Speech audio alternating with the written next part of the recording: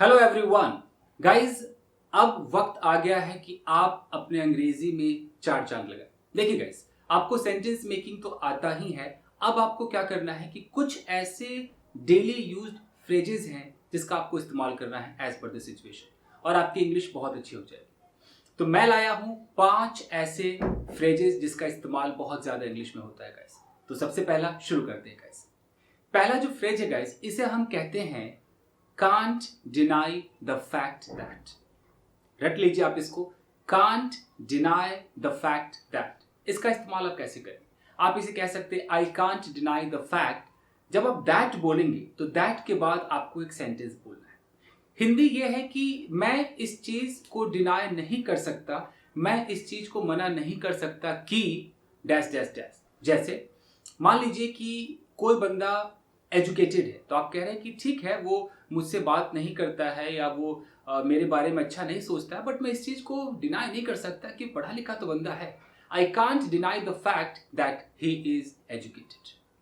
ऐसे आपको सेंटेंसेस को जोड़ना है।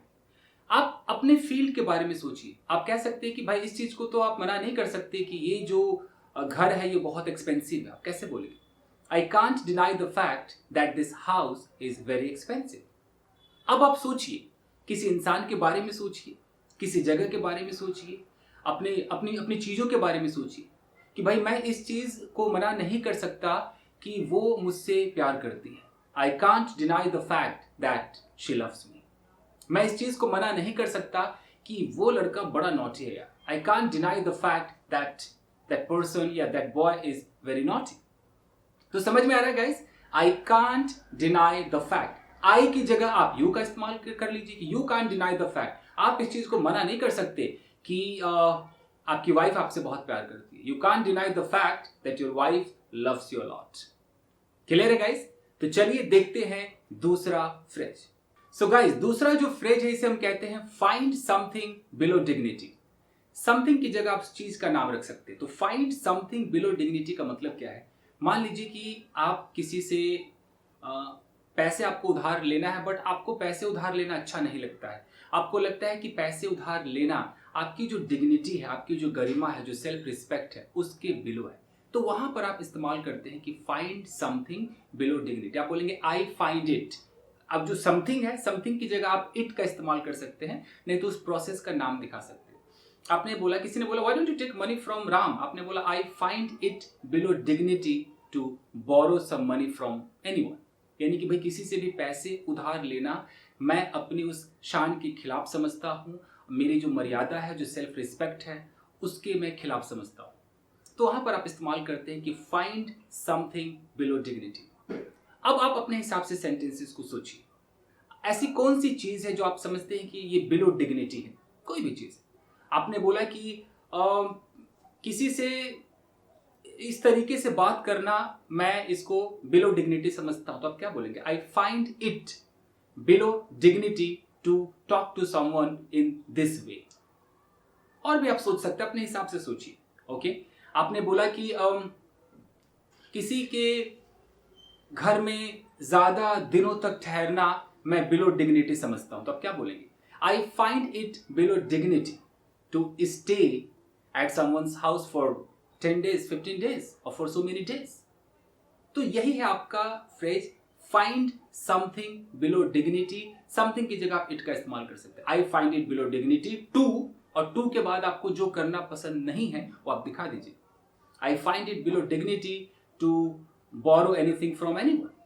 आई find it below dignity to to tease someone. किसी को छेड़ना, टीज करना मैं डिग्निटी के नीचे समझता हूं, यानी कि मेरी मर्यादा के नीचे है।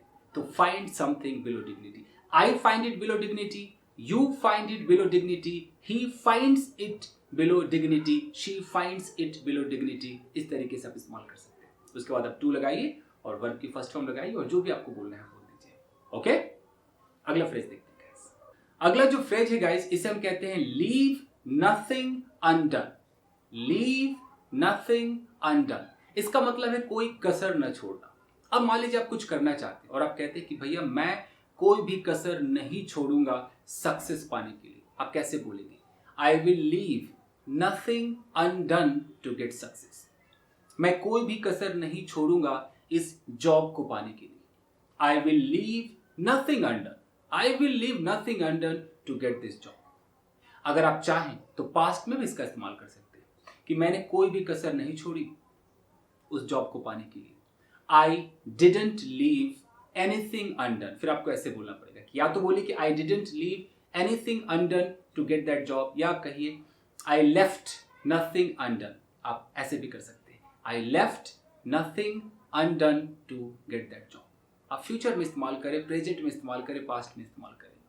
मान लीजिए कि आपने बोला कि यार उससे शादी करने के लिए मैंने कोई कसर नहीं छोड़ी। आप कैसे बोलेंगे कि I left nothing undone to marry that girl और टू मैरी दैट बॉय।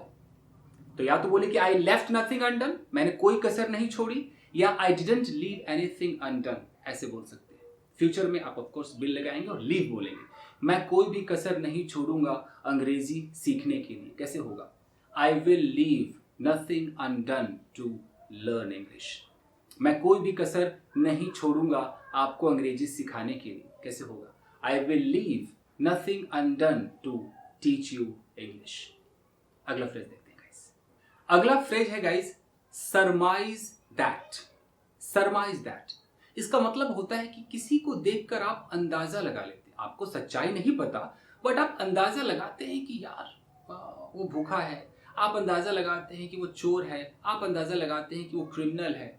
आप कुछ भी अंदाजा लगा लेते हैं, आप ऐसा अपना परसेप्शन बना लेते हैं, हालांकि आपको सच्चाई नहीं पता है। वहां पर आप सरमाइज दैट का इस्तेमाल करते हैं। आप कह सकते हैं कि आई can surmise that he is hungry, यानी कि मैं ये अंदाजा लगा सकता हूं कि वो भूखा है। समझ रहे?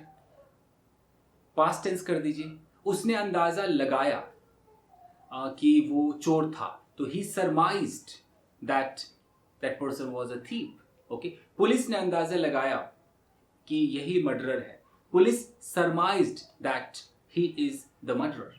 ओके, तो सरमाइज दैट का मतलब है कि आप किसी को देखकर, उसके हाव भाव को देखकर कैसे भी आप अंदाजा लगा लेते हैं। आप कह सकते हैं कि आई कैन सरमाइज, मैं अंदाजा लगा सकता हूं that this boy will cheat on you. मैं अंदाजा लगा सकता हूं कि लड़का तुम्हें धोखा देगा। Okay, I can surmise that you the guys can learn these phrases and use them in a better way. मैं अंदाजा लगा सकता हूं कि आप इन फ्रेजेस का इस्तेमाल करेंगे, सीखेंगे और अच्छे हिसाब से इस्तेमाल करेंगे। तो surmise that, I can surmise that, you can surmise that, she can surmise that, I surmised, मैंने अंदाजा लगाया। यू कैन ऑल्सो सरमाइज, आप भी अंदाजा लगा सकते हैं। अगला फ्रेज देखते हैं गाइस। अगला जो फ्रेज है इसे हम कहते हैं come as a big shock. Come as a big shock होता क्या है? मान लीजिए कि कोई ऐसी खबर है, कोई अनप्लेजेंट न्यूज है, जब आपने वो सुना तो वो न्यूज आपके लिए एक शॉक की तरह था। आपने बोला कि I heard that my friend met with an accident, it came as a big shock to मी।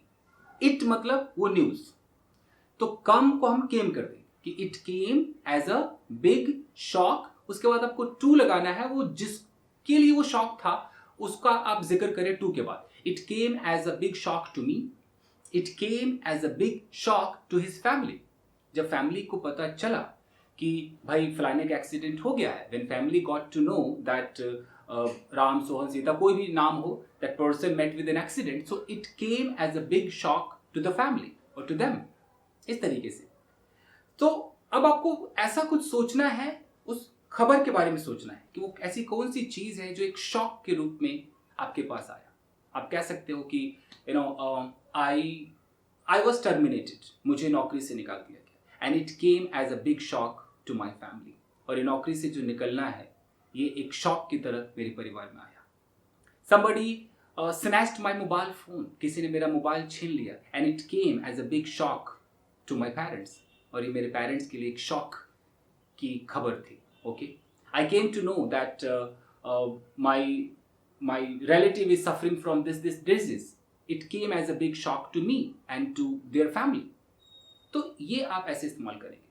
कोई खबर हो वो एक शॉक के रूप में आया तो आप उसको इट बोलिए, नहीं तो आप चाहे तो पूरा का पूरा बोल दीजिए कि his disease came as a big shock to me. Okay, या तो आप उस इंसिडेंट का नाम लीजिए, नहीं तो आप उसको इट करके दिखाइए। तो क्लियर है? So it came as a big shock to me, to him, to her, to them, to us, like this. तो यही थे आपके 5 अच्छे फ्रेजेस, आप इसका इस्तेमाल कर सकते हैं गाइज। अगर आप चाहते हैं कि मैं इस तरह के वीडियो को कंटिन्यू करूं, मैं ऐसे ही फ्रेजेस पार्ट बाय पार्ट लाता रहूं, तो आप इस चैनल को सब्सक्राइब करें अगर आपने नहीं किया है, लाइक बटन को दबाएं ताकि मुझे पता चले कि कितने लोग हैं जो इस वीडियो को, इस तरह की वीडियो को पसंद करते हैं और चाहते हैं कि मैं सीरीज को कंटिन्यू करूं। मिलते हैं अगले एपिसोड में guys. Till then take care, keep practising and have fun. Thank you guys.